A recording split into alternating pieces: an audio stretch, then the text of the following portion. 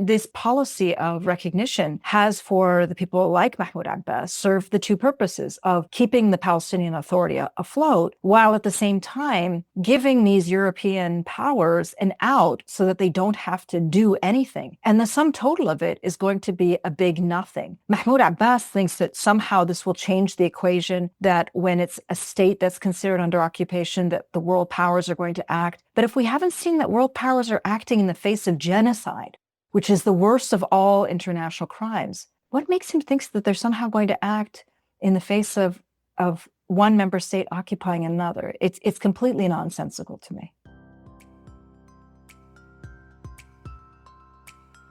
In this episode of Rethinking Palestine, Al-Shabaka commissioning editor Dina Hussein interviews myself and policy members Diana Buttu and Inès Abdel Razek on the topic of recognition of the State of Palestine in light of the recent announcements by France and the UK.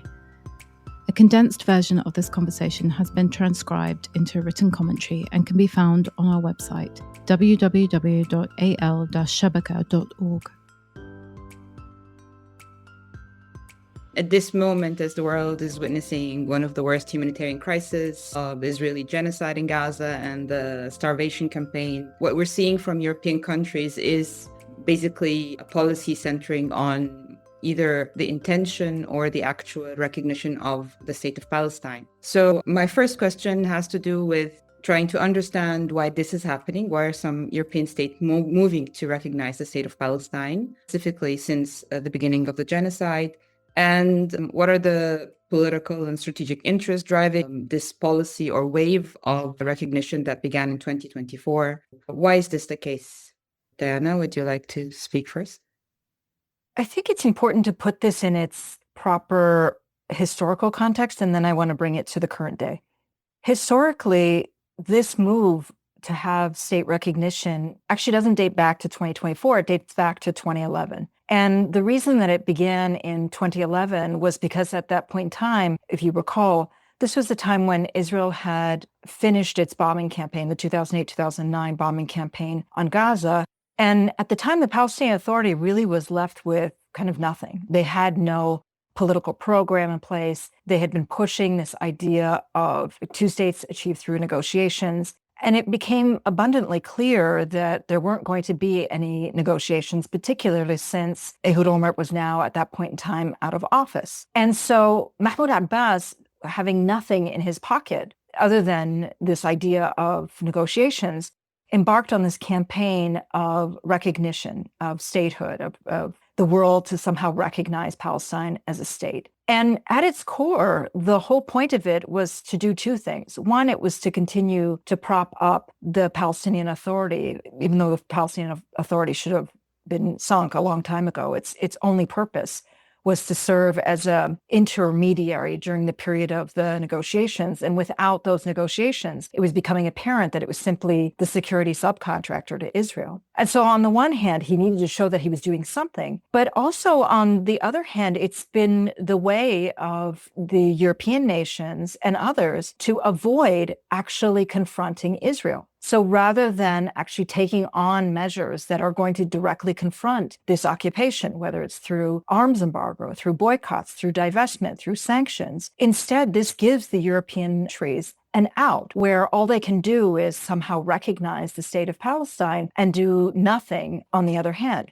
So this process or this policy of recognition has, for the people like Mahmoud Abbas, served the two purposes of keeping the Palestinian Authority afloat, while at the same time giving these European powers an out so that they don't have to do anything. And the sum total of it is going to be a big nothing. Mahmoud Abbas thinks that somehow this will change the equation, that when it's a state that's considered under occupation, that the world powers are going to act. But if we haven't seen that world powers are acting in the face of genocide, which is the worst of all international crimes, what makes him think that they're somehow going to act in the face of one member state occupying another? It's completely nonsensical to me.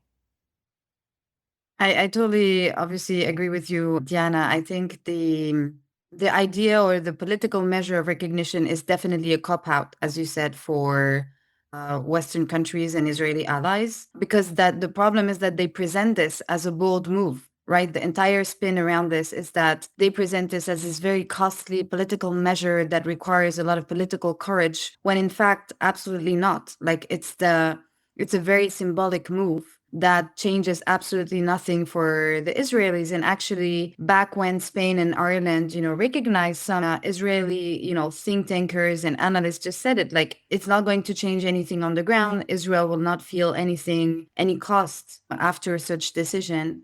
So it is maintaining the very comfort zone that the diplomatic community, that the international community has been in, and that has led to this very moment, to the very brink of extermination of our people in Gaza and to the genocide. And, we have to know that there is more than 140 countries now in the world. I think we're around 145 who do recognize Palestine. What has that changed? We're still here at the brink of extermination of our people and an existential threat to our existence on our land. So it's not like we don't have precedents. It's not like we haven't done this.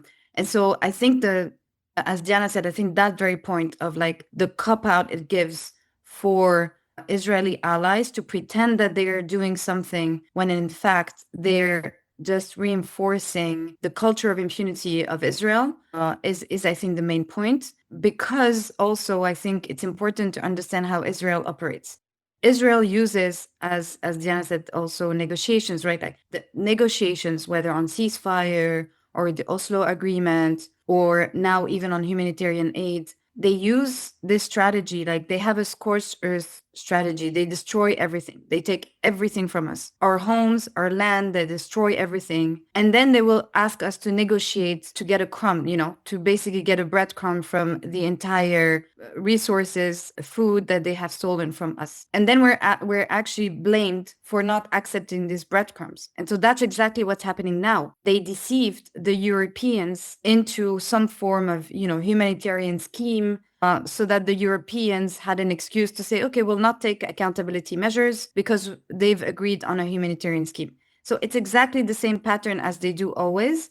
They use this to control the agenda, to control time and space, to then further annex, further kill our people, and further destroy. And so that tactic has been repeated over and over again. And with recognition, they've done the same. They've portray outrage. They will, expel an ambassador, recall an ambassador, say that this is diplomatic terrorism and project outrage, when in fact they know it won't change anything. And so that outrage creates the sense in the international community that they have done something meaningful to basically, upset Israel. It is really a sort of ballet in the political scene that is effectively shielding completely Israel from accountability and is making the countries escaping their very legal responsibility as well.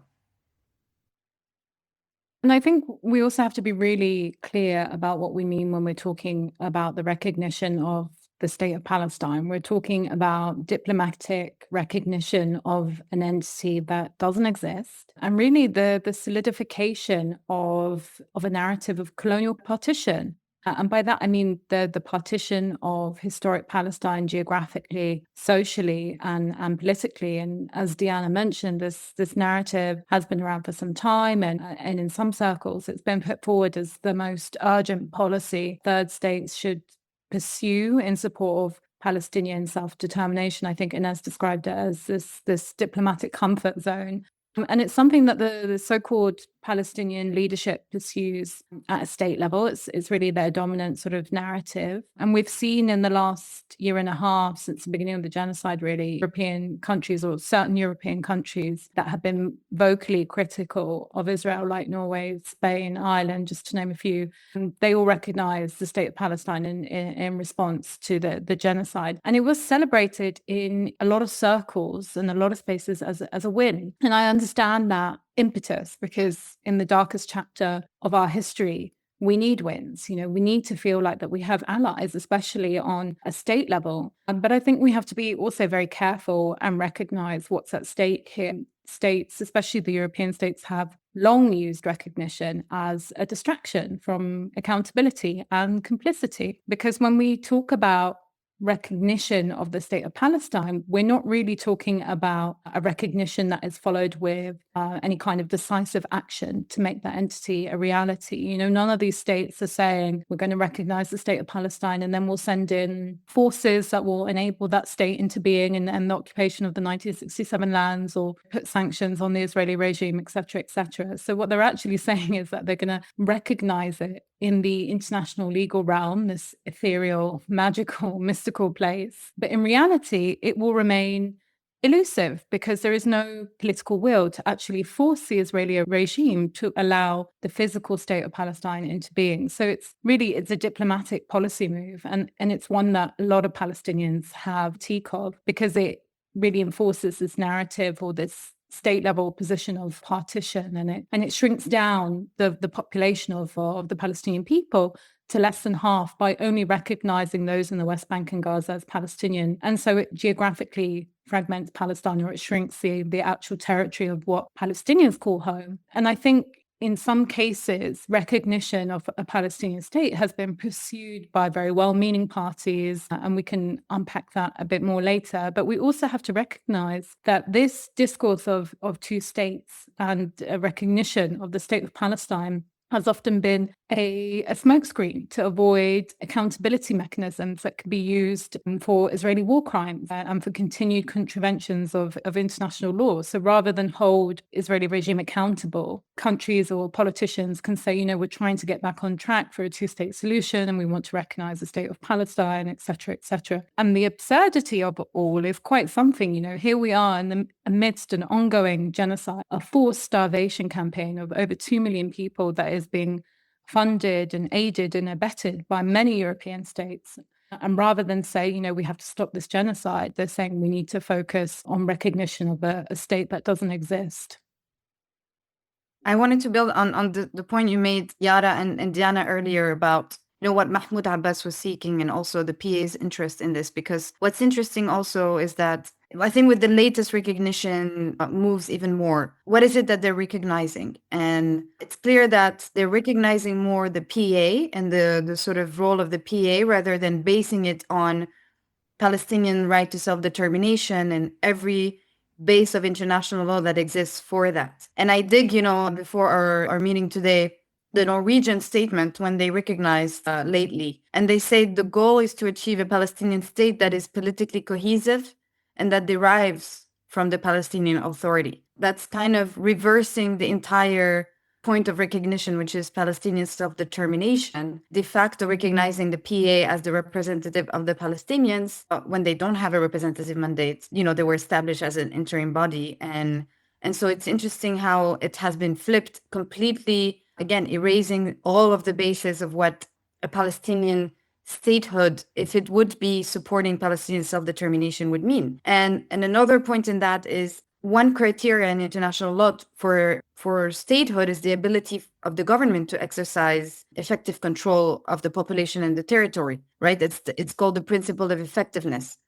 In this case, like, you know, the PA will never be able to meet that criteria because it just simply does not control borders, natural resources, the population registry, the taxes, all of that. All of these fundamentals of sovereignty are with the Israeli regime. Like the Israeli entity controls the entire territory between the river and the sea and our lives as Palestinians. So even that, you know, is completely obviously hypocritical in the way that they're using this move. Like, just to build off of what both you, Inès, and Yara have mentioned, is one of the things that really strikes me a lot in this moment is that we've been watching with extreme pain this genocide. And we've been watching this and waiting for some type of leadership that's going to come out and say something and do something in relation to Gaza. And instead, it's just this leadership goes back to the same old ideas of, oh, it's about statehood. It's not even any longer about liberation or about self-determination, or liberation being the highest and then self-determination. It's now just about like creating some sort of an entity that's called a state. And it's because they're not even willing to challenge Israel just as much as the Europeans aren't willing to challenge Israel. we also have this authority that's not willing to challenge Israel. They're not willing to do anything to push back against Israel during this genocide that we're all watching with extreme pain. And instead, in their minds, it's all about, well, if we just create something, then all of this pain is somehow going to be erased. And so rather than them confronting Israel, rather than them leading the charge to confront Israel, it's all about how is it that we can achieve a little bit of what we want to achieve without actually confronting Israel. And again, it's them giving the Europeans this pass and the Europeans taking this pass. So that neither side is actually doing anything to hold Israel to account. And the terrifying thing in all of this is that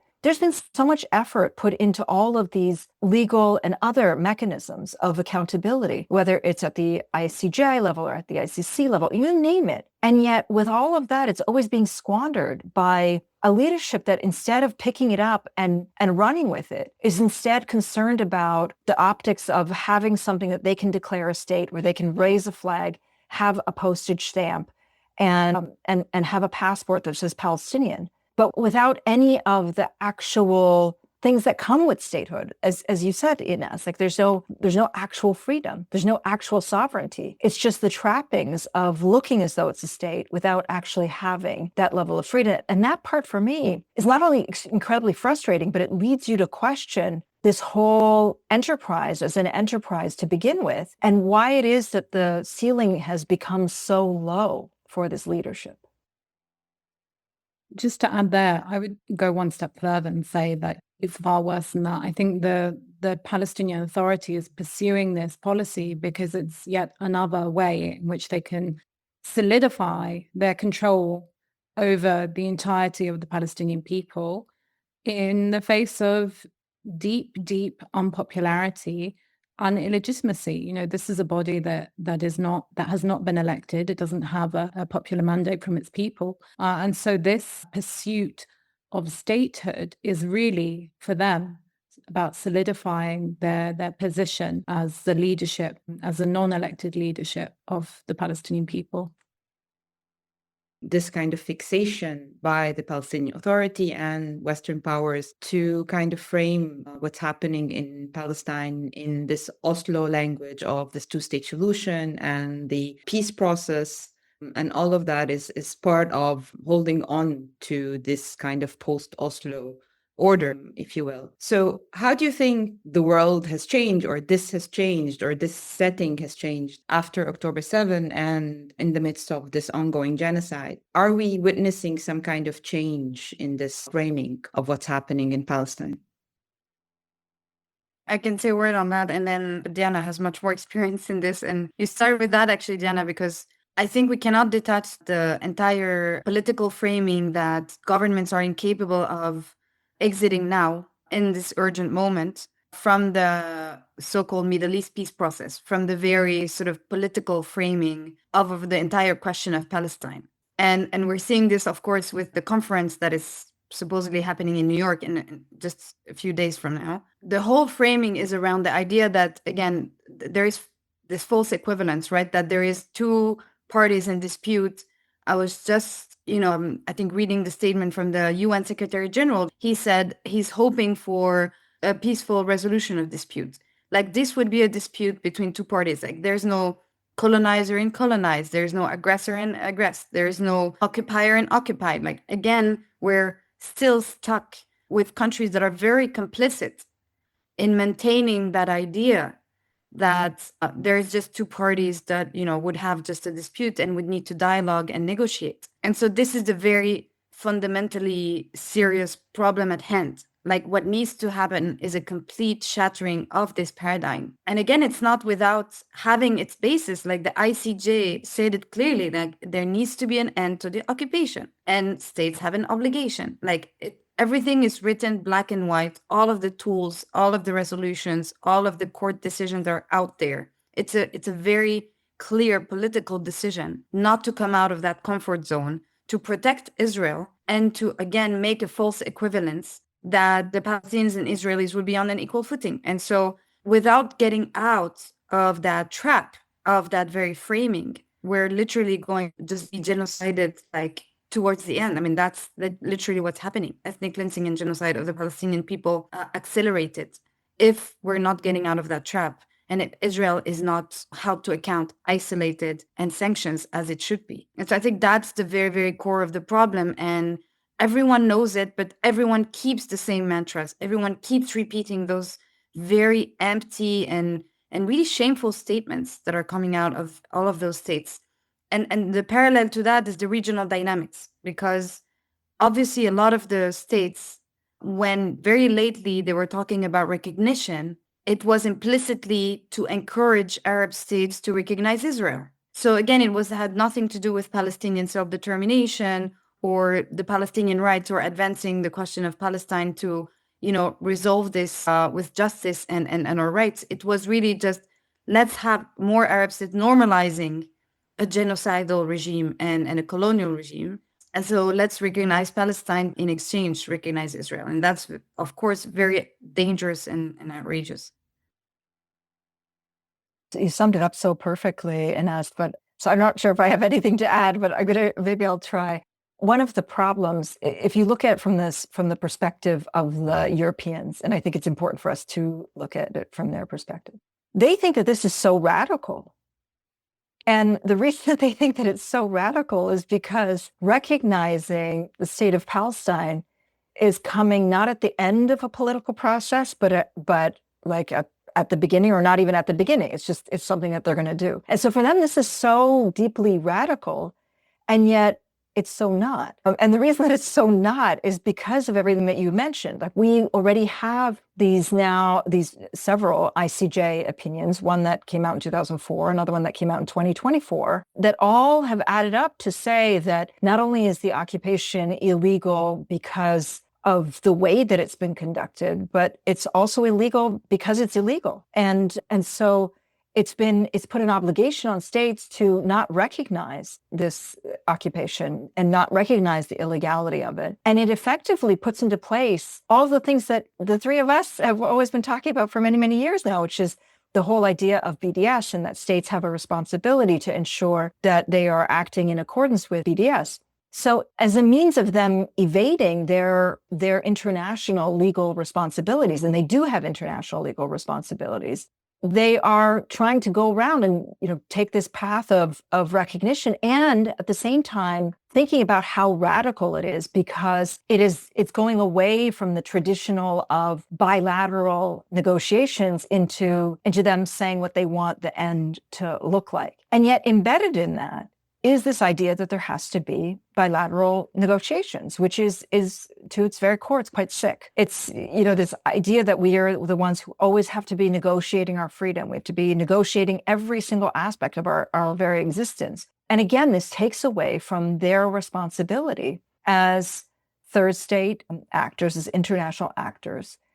And they're acting as though somehow they don't, they're just these like hand wringing, we can't do anything. When in fact they can and should be doing things. They can be imposing an arms embargo. They can impose sanctions. They can be supporting the BDS movement, but they're choosing not to. And it's this effectively, we as Palestinians have paid the price for the European Holocaust of Jews. And rather than them taking on actions to actually hold Israel to account, it's as though Israel can do no wrong. And by embarking on this process of recognition, they're being so radical, and they're just, they're going totally against Israel, when in reality, as we've already mentioned, they're not at all being radical. It changes nothing for people on the ground, changes nothing for Palestinians on the ground. And even so far as if Israel were to go ahead with all of its annexation plans, they've already got some bills that are going right now through the Knesset, their recognition doesn't change any of this whatsoever. It has zero impact whatsoever. I would rather that states recognized the genocide than a Palestinian state, because that would trigger all kinds of obligations. Not that I'm under any illusions that they would meet them, but in recognition of a genocide, states have to do everything in their power to stop that genocide. So focus on state recognition, I think, conveniently lets them off the hook for their other obligations. And I think overall, I think there's a disproportionate amount of energy among allies and well-meaning people. For me, I think if people want to pursue struggling in the international law arena, then I would say that the focus has to be on accountability. And this is the only way to stop the ongoing horrors of the genocide and to deter them from being inflicted on the Palestinian people again. Because when there is a ceasefire, there will be no guarantees that the Israeli regime will not do this again and again. And I think recognition of the Palestinian state does nothing to deter them. It doesn't come with the same kind of, consequences as recognizing that a genocide is happening in Gaza. I want to double down and expand on the point you made, is the distraction and the energy. I think people have to realize also how much money and diplomatic capital and political capital and time and space, all of these ballets and preparations of conferences and distracting dialogues and discussions on recognition, not recognition, peace process and negotiations and dialogue and all of that are taking away from, sorry, but you should be in Rafah every day. Like, all of these diplomats and politicians, until like the siege is broken. Like, I'm really trying to not curse, as you can see in this talk, but it's like, this is insane. Like, how much of all of the political potential they have, leverage, that is used completely in useless ways that make them complicit. It's not just you're complacent. You are at this stage complicit, because your time, space, energy, budget you have as a politician should be just on like arms embargo and getting the humanitarian aid in, breaking the siege and all of that, something they can do. And so I think that a lot of the time, maybe a lot of people don't necessarily realize, but there is entire positions that are called, Middle East Peace Process Envoy and Peace Envoy, and that takes on the tax, that are paid on the taxpayer money. If you're enjoying this podcast, please visit our website, al-shabaka.org, where you will find more Palestinian policy analysis and where you can join our mailing list and donate to support our work. Thank you, Inès. One of the things that was mentioned also specifically in the lead up to the UN conference on the two-state solution that is supposedly going to happen at the end of the month is that it's also a way of recognition of the state of Palestine by European state is meant to kind of encourage Gulf states, particularly Saudi Arabia, to normalize ties with Israel and, advance the normalization, the Arab normalization or the normalization between Arab regimes and the Israeli regime. So are we witnessing all of this effort and money and diplomacy will in fact go into expanding and advancing normalization, and at what cost? So with the conference that was going to be hosted by France and Saudi Arabia, sort of getting us back to two states in June, which was subsequently cancelled because of the war in Iran, we saw a lot of these conversations floating about that suggested really that Saudi normalization with Israel would be leveraged to get more European states to recognize the state of Palestine. So in other words, it would be a very transactional understanding that if the more European countries that recognize the state of Palestine, Saudi would then sort of reward those maneuvers with a normalization of relations with the Israeli regime. So it's kind of used as this bargaining chip. And it's a really cheap trade-off, as we've already discussed, recognition of the Palestinian state is symbolic at best. It has no, guarantees for Palestinians in terms of an end to the genocide, the occupation, or fulfillment of their inalienable right. I don't think Mohammed bin Salman, MBS of Saudi Arabia, I don't think he cares about that. He wants to normalize relations with Israel and just needs to find really the excuse to allow him to do that. So it could be sort of framed as this sort of trade-off. But I think it's really important to mention here that the stance of anti-normalization, which was historically taken by states in the region, was based on this understanding that Israel is not a normal regime or country. It's a colonial entity that exists at the expense of the Palestinian right to self-determination and literally on top of historic Palestine. And it was a stance that was based really on popular sentiment from the people of the region. And in recent years, we've seen a complete 180 in terms of this stance. For many Arab regimes have officially normalized their relations with Israel, usually in return for military or financial aid from the US. The Abraham Accords was an example of this par excellence. It was, very much a series of transactional deals rather than an ideological shift of popular sentiment. And I think it's really important to stress that we know that popular sentiment in the region remains steadfast in support of the Palestinian struggle. But the equation now on a sort of state level is that if you normalize with the Israeli regime, you will be heavily rewarded. So recognition of Palestinian statehood by European countries sort of offers the Saudi regime the excuse to normalize, to do what it's long wanted to do, which is to officially normalize relations with Israel.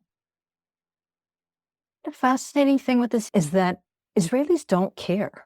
Like, Israelis don't give two hoots about normalization any longer, so much so that it's not even a topic that they discuss, that they care about. Even when the 2020 normalization with the UAE, then followed by other countries, happened, it barely made a blip inside Israel in terms of public opinion and otherwise. And yet, as you've already said, rightfully, it's also the other way around, which is, as much as there have been these attempts to try to normalize between Egypt and Israel, there's an agreement between Jordan and Israel, which wouldn't have been possible had it not been for Oslo, by the way. And now with the UAE and with Israel, we, as Palestinians, the three of us who live in Palestine, we don't see people from Egypt. We don't see people coming from Jordan. We certainly don't see people from the UAE visiting either. So on a popular level, like on a person level, those pushes for normalization have actually failed, and normalization hasn't yielded anything for any of those countries. That's for certain, other than security agreements and security contracts, which was probably the crux of it to begin with. But the fascinating thing is that, and you're right in saying that MBS wants to normalize. And yet the normalization, it means absolutely nothing inside Israel. So much so that the more that they keep trying to push it, the more that the MBS and the Europeans, et cetera, try to push this idea of normalization, but normalization has to come with recognition. The more that we see that the Israeli public is opposed to it, because normalization doesn't mean anything to them. They don't even know what countries they can't name 5 countries that are in the Arab Middle East. They certainly don't speak Arabic, as we all know.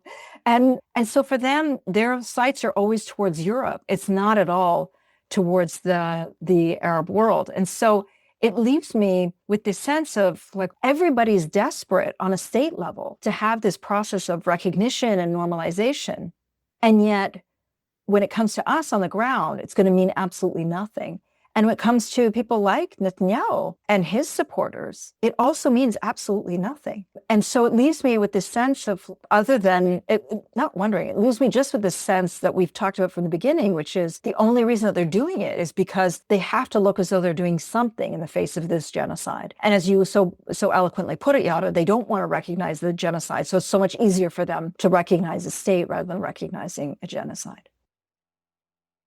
Yeah, and I think the latest somehow counterbalance a bit this is, from the Arab states' perspective, is that Israel is accelerating so much its colonial project and endeavor beyond Palestine, right? Now it's attacking very clearly and occupying parts of Lebanon, and it's in Syria. It has extended its annexation of, and occupation of the Golan. So it's like, it's uncomfortable. It makes it a bit uncomfortable for the Arab states at this stage. But yet, of course, we're very, very, very far away from, of course, embargoes, right? Like, we have to remember 73 and Arab regimes that had imposed embargoes. But I want to go back to I think what is even most outrageous about this conference is that it is happening at the end of the month, but it has been downgraded. So not only the situation is the worst that it has ever been, but somehow they are admitting their very own failure. And instead of saying, cancel this conference, we understand we need a completely reshuffling of the political approach and Israel needs to be sanctioned and measures need to be taken, they're completely putting things under the rug. They're like escaping their responsibility more, just downgrading. And there's not actually much more talk about recognition anymore for the conference, and it's in the ministerial level, and the presidents are not showing up. So very much admitting their very own failure on every political level, with even a worse political and diplomatic response behind it. So I think that's what's the most outrageous about it all. And, you know, the thing that I think Diana reminded is that, again, this tactic of Israel to destroy everything, to really annex as much as possible, to get our people on the brink of just beyond barely survival, is then every single minimal measure, and the Arab states are following on this, right? Like the Gulf regimes will buy in on this, like whether it will be millions on humanitarian aid to Gaza, before we talk about breaking the siege, ending the blockades, ending the occupation. Then it was reconstruction of Gaza and economic peace. Now it's just getting a few trucks in and getting humanitarian aid in. So it keeps shrinking whatever they're presenting as either good gestures or measures towards, you know, a solution or peace or whatever. So it is outrageous, because then we are trapped into this kind of position where we are negotiating on just getting a tiny bit of flour on the floor.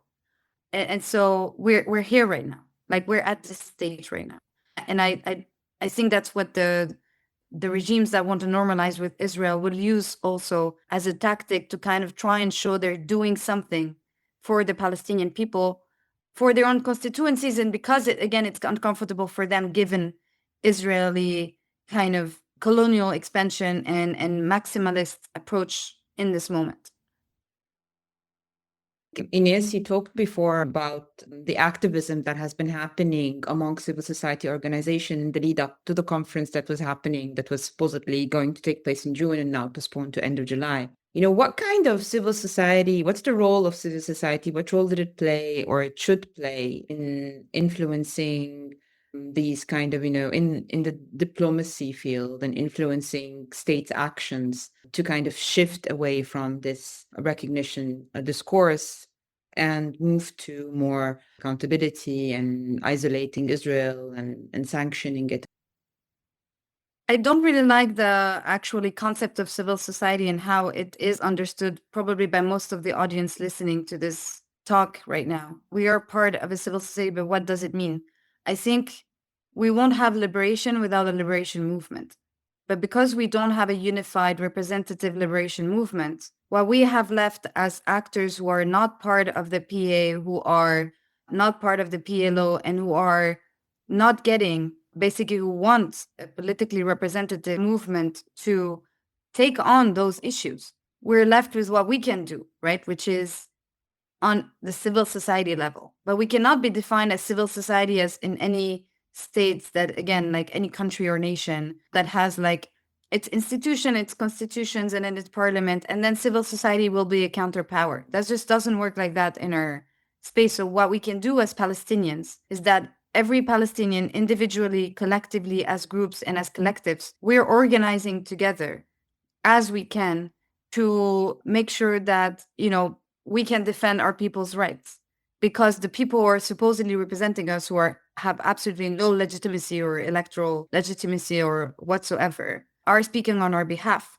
So I'm not representing the Palestinian people, but we can do in the meantime to push for this end to this international complicity, because the biggest obstacle to our self-determination and us, you know, kind of also getting to renew our political body and our political leadership is also that we're under attack constantly. We are smeared, we're arrested, whether it's actually in Palestine or in the US now or in Europe, just for trying to defend our people. And so I think that's just in terms of framing like what we're trying to do and what civil society is or not. And then, look, I don't think any of us who are active on the international scene have had any expectations or high expectations on this conference or, again, diplomatic efforts and whatnot. I think it's more like just putting them, like trying to also show that It's now or never. If they're not cornered now into doing something with that gathering, they choose to have a gathering, make something out of it. If you have that gathering, make something out of it and actually take the decisions and your obligations and the measure you should take, whether it's arms embargo, energy embargo, cutting ties with Israel, changing your entire relationship with a state and a regime that is inherently destroying the entire idea of a world order of international law for everyone. And so I'm afraid that now, if the next few weeks completely fail on the Palestinian people, this is the final deathbed for the entire multilateral system as it exists. And actually, the US is now burying the very system they created in their hegemonic moment after the World War II, like the UN and all of these institutions that they dominate. So if they would make something out of it, they actually control them, but they're very much destroying that system. And so something will emerge out of it. But I think we're in this very fluid moment that is very dangerous in some ways, because we don't know what's coming next in terms of how does the international community come together? How do they relate to each other? And is there any rules? If there is no rules, we know that we're the oppressed people. We're the first one everywhere in the world to be the first one. And Gaza is the litmus test. We're the first ones to be the test to that failure. I think, a question that Palestinians have to ask themselves and also put to our so-called leadership is, why are we pursuing self-determination within the confines of a partitionist and colonial framework? Is this what the majority of Palestinians want? And I think part of the answer lies in the fact that the leadership who is pursuing this strategy is not one that is operating on an elected or popular mandate. These, as I mentioned before, are people that don't hold any kind of popular legitimacy. And then I think it's incumbent on us to think what it means, what sovereignty, what self-determination means beyond partition and colonial fragmentation. Part of the answer is that it requires us to reject, the confines of feasibility that have been enforced upon us. As Palestinians, we've long been told that Palestinian statehood, and recognition are the only sort of feasible options that we have ahead of us, when the reality is that, the former is never going to happen and the latter is just lip service. And I think these are all really challenging conversations to have amidst a genocide. It seems like such a privilege to be having these debates and discussions when people are literally being bombed and starved as we speak in Gaza. But I think it's really important as Palestinians, especially those who are outside of Gaza, to have these questions and to put those questions to our leadership. Our sovereignty does not have to be confined to a framework of fragmentation, of colonial partition. Yara, I wanted to add something to this, because you're reminding me of some old conversations, and I think these anecdotes might help shape the way that some of these actors are thinking of things. So I remember not in the early days of Oslo, but during the process of negotiations, this topic of why are we limiting our idea of liberation to this concept of a state that's only on 22% of our historic homeland, in which the vast majority of Palestinians are not going to be able to see liberation or see their exercise their right to return. And the response at the time, and I'm sure it's the same today, is that the settlements are a cancer. And because they're a cancer, we have to think of ways to stop that cancer. This was always the mindset that was put forward, is that the settlements are a cancer and we have to think of a way to stop that cancer. And the only way that we can stop that cancer is if we have a process that actually ends it, right? That ends the settlement construction, that ends the colonial process, et cetera. And yet, at the same time, in that way of thinking, it also then goes a little bit further, a little bit further, a little bit further. And in conversations I've had with diplomats who have been talking about this idea of recognition, they bring up this same idea that at least recognition is going to stop the cancer. Right? It's going to stop the cancer of the settlement expansion, the settlement growth, et cetera, annexation, you name it. And similarly, on the part of the UAE, when they normalized, you'll all recall that one of the things that they said is that now at least we'll have a say and we'll be able to have influence when it comes to Israel to do 1, 2, 3, 4, 5. Well, in all of those responses, they're all false. First, the push for statehood has not stopped the cancer. Limiting our vision of liberation to just 22% of historic Palestine hasn't stopped the cancer. The idea of embarking on just a recognition process hasn't stopped the cancer. The idea of the UAE and others normalizing with Israel hasn't given them any superior leverage with Israel. In fact, quite the opposite. It's been that because they have normalized, that they don't want to use that leverage because it takes a lot to take back recognition. Once you recognize, you can't unrecognize. It's a one-time event. And so all of this is to say that for somebody who's looking at it from outside, I don't want people to walk away with a sense that it's all about no, no, no, no, no, but a sense of what it is that could have been done otherwise. And the what could have been done otherwise, at least in my opinion, what I'm hearing from everybody else here as well, is that there could have been a campaign that actually focuses on holding Israel to account. There could have been a campaign that is focusing on accountability and pushing for sanctions and pushing for arms embargoes and pushing for boycotts. And that's actually taking Israel on rather than giving Israel this out and giving the Europeans this out and giving the PA, quite frankly, this out.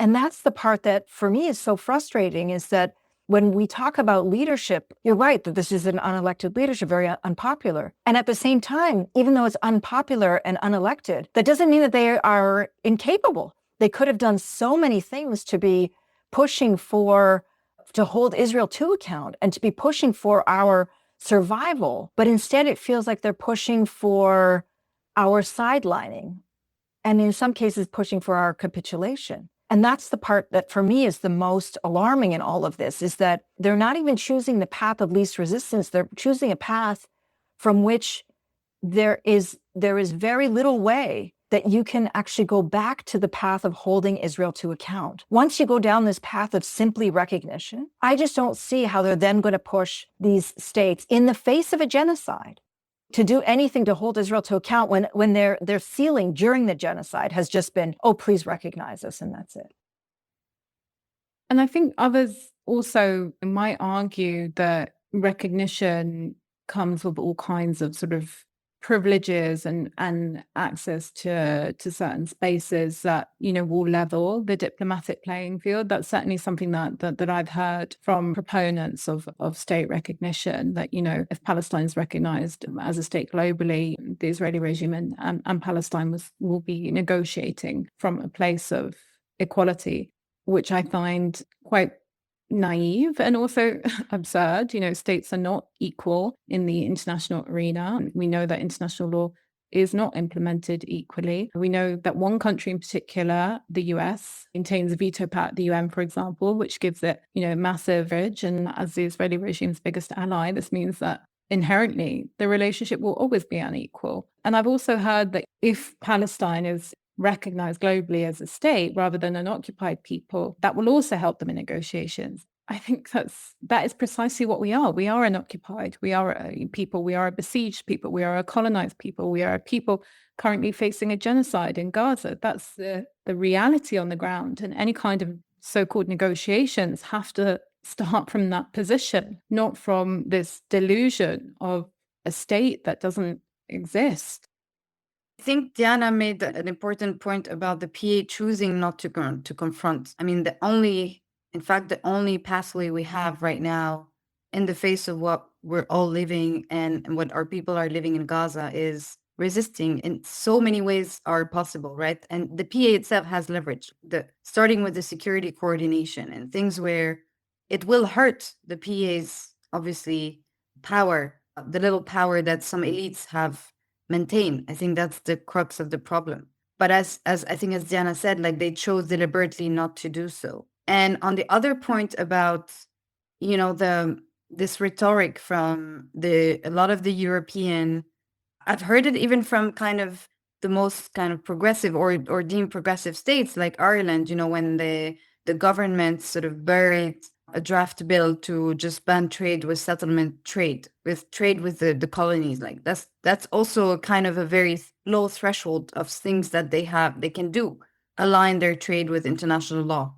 They buried it with the rhetoric, that they wanted a seat at the table. They didn't want to be sidelined in the dialogues or with Israel. They wanted to be listened to by Israel. And so I think the root problem underlining all of these approaches is that I think these governments fundamentally still think that Israel is a good faith actor, because in all of their engagements, they still give the benefit of the doubt to Israel. So whether we are, deemed presumed guilty the moment we do something, the Israelis who lie, their policy, their very tactics and patterns of how they govern and do things, especially on the international scene, is lying, is having a very powerful disinformation machine, smearing and basically dehumanizing Palestinians and smearing. We've seen this in countless examples, whether it's when they're killing Shirin Abu Akleh or whether it's when they're destroying UNRWA.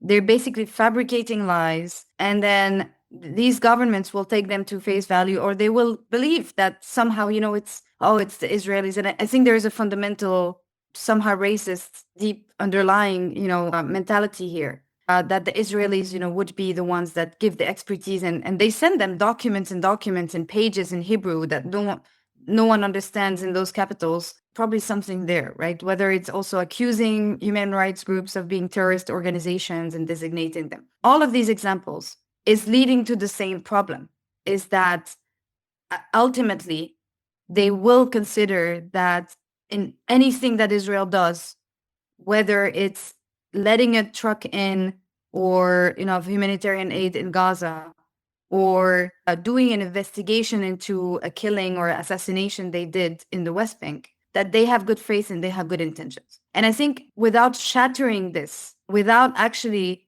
the entire world understanding that Israel deceives and Israel lies, and they will pursue their colonial project and no matter what, and they've been very steady with it. It's been now they're very accelerating it, but somehow the trajectory has not changed. So I think that's really a fundamental issue that needs to be shattered so that we can move towards a different political approach and actually just recognizing that Palestinians have a right to resist their oppression.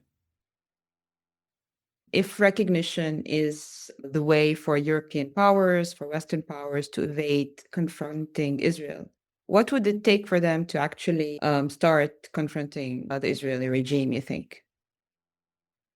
A decision.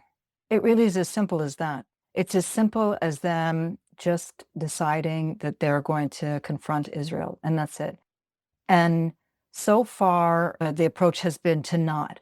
I want to share with you, for example, what happened with Norway. So Norway was one of the countries that did end up recognizing Palestine. And as a result, their representative has effectively been kicked out of Palestine. And they haven't totally, but effectively been kicked out. The same thing happens with Sweden. The same thing has happened with others as well. And so the question that I have for Norway, for Sweden, for all of these countries is, why did you exert all of that political capital, spend all of that political capital on nothing?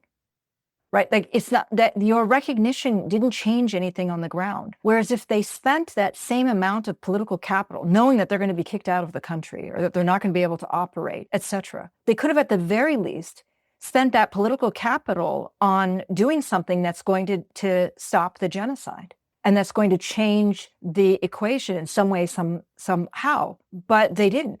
So we've seen that all it's taken, for example, from South Africa was a decision on the part of South Africa. Now, South Africa could have been like every other country that's out there. South Africa is no wealthier than any of these European countries. In fact, it's much less wealthier and it's in a much more vulnerable position. And yet we saw that South Africa did embark with all these proceedings when it came to the ICJ. Not like it also it's taken out a burden for itself. It's been at a risk to itself. And so all that it requires is them to take that decision.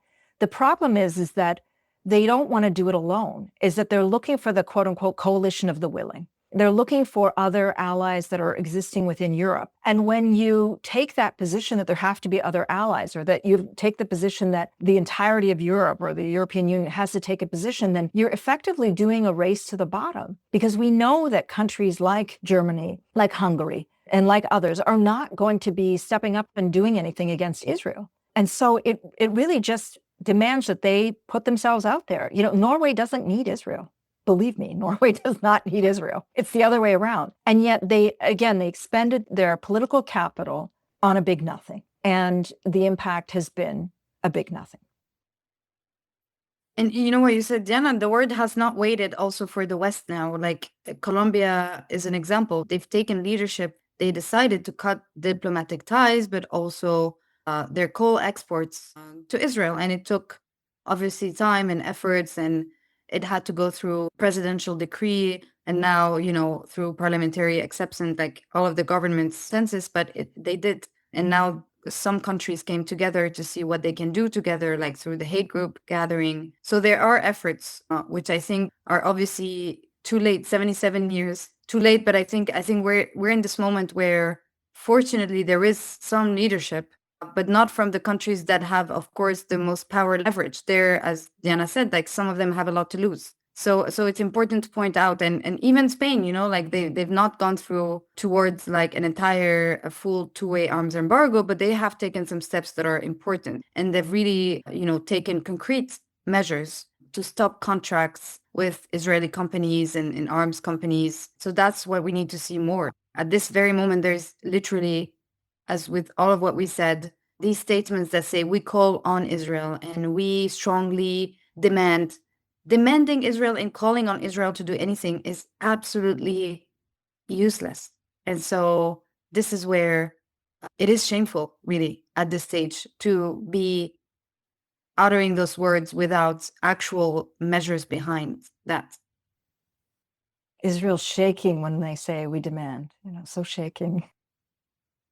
Yeah, and I think it's not by chance that the Hague Group was established and is being led by Global South countries. And, these are countries that some of whom have, historic ties with Palestine, some of whom don't, but understand all too well what genocide means and what colonization means. And the remarkable thing is that these are the countries and states that have the most to lose. They can be punished, and they have been punished for taking this stance, this promise to take, action to try and hold Israel accountable. So I think that's a really important thing to highlight. And I think, beyond countries, I think, just among people, because we've seen this massive mobilization globally, I think people need to focus on accountability. It really has to be the key thing here. And I don't just mean in the international law realm, where a lot of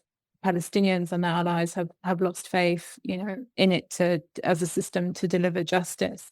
But I think beyond that world and that system, to think about creative and alternative ways to hold war criminals and genociders to account. And we're seeing that already happening in various different countries around the world because of the failure of states to do so. We're seeing really brave attempts by ordinary people to take matters into their own hands. And I think even though collectively we have failed to stop the genocide, that's something that is really difficult to say, but it's the reality. It doesn't mean that we give up. Rethinking Palestine is brought to you by Al-Shabaka, the Palestinian Policy Network. Al-Shabaka is the only global independent Palestinian think tank whose mission is to produce critical policy analysis and collectively imagine a new policy-making paradigm for Palestine and Palestinians worldwide. For more information or to donate to support our work, visit al-shabaka.org. And importantly, don't forget to subscribe to Rethinking Palestine wherever you listen to podcasts.